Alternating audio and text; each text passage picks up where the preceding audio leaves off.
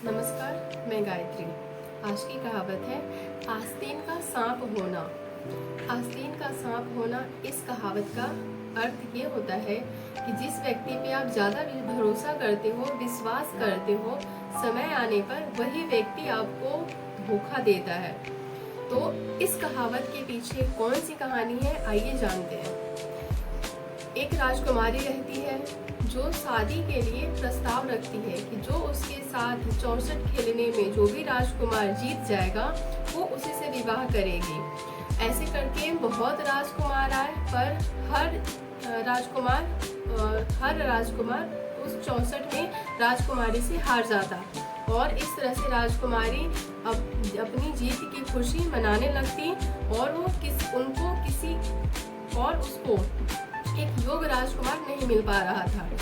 ये जो बात है पूरे देश प्रदेश में फैल चुकी थी कि एक राजकुमारी है जो अपने शादी के लिए एक योग्य सक्षम राजकुमारी की खोज कर रही है। जो भी उनको 64 में हरा देगा वो उनसे ही विवाह करेगी। तो बहुत दूर से एक राजकुमार ने ये खबर सुनी।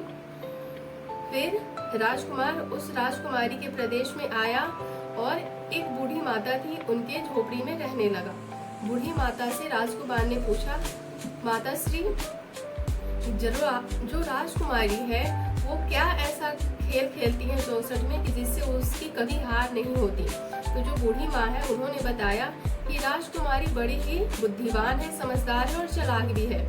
जैसे उसके पास एक बिल्ली है और एक चूहा है। जैसे ही बिल्ली के माथे पे दिया रखा रहता है, जैसे ही राजकुमारी हारने वाली होती है तो बिल्ली क्या करती है, दिया की लौ को धीरे कर देती है जिससे अंधेरा छा जाता है और जो चूहा है वो पासे को उलट पलट कर देता है। इस तरह से राजकुमारी हर बार जीत जाती है। अब राजकुमार को सारी योजना पता चल चुकी थी। अब राजकुमार ने क्या किया, एक छोटे से सांप के बच्चों को पालना शुरू किया। वो छोटा सा सांप का जो बच्चा था उसको राजकुमार रोज दूध पिलाता और अपने आस्तीन में रखना। आस्तीन का मतलब होता है जो शर्ट की बाजू होती है या कुर्ते की बाजू होती है, उसको आस्तीन कहते हैं। तो उस आस्तीन में उसको रखने लगा। जैसे जैसे वो सांप का बच्चा बड़ा होने लगा वो राजकुमार को जानने लगा, समझने लगा। राजकुमारी के इशारे से बिल में चला जाता और राजकुमार के इशारे से ही बिल के बाहर आ जाता। इस तरह से जब वो सांप का बच्चा थोड़ा बड़ा हो गया तब राजकुमार उस सांप को लेकर राजकुमारी के महल में गया और उनसे कहा कि मैं आपसे विवाह करने के लिए तैयार हूँ। तो राजकुमारी बड़ी खुश हुई और उन्होंने खाने पीने के बाद रात में 64 का खेल का आयोजन किया। जैसे ही राजकुमारी हारने लगी उसके बाद क्या किया, बिल्ली दिया बुझाने वाली थी तो राजकुमार के अंदर यानी आस्तीन के अंदर जो सांप बैठा था वो बाहर निकल आया और बिल्ली को डरा दिया। तो बिल्ली क्या की, दिया बुझा नहीं पाई। इस तरह से अब जो चूहा था जो पासे को उलट पलट करने वाला था वो उस सांप को देखकर डर गया। तो चूहा भी पासे को उलट पलट नहीं कर पाया, लेकिन जो सांप था वो चूहे को देखकर बहुत ही ललायत हो गया था खाने के लिए।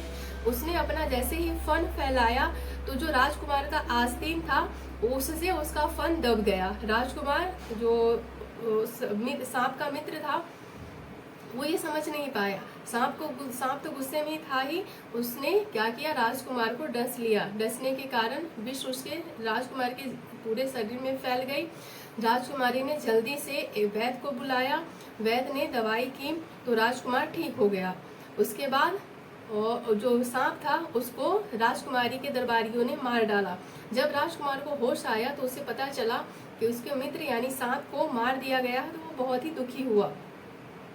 इस तरह से पूछने पे राजकुमार ने बताया कि वो मेरा मित्र था।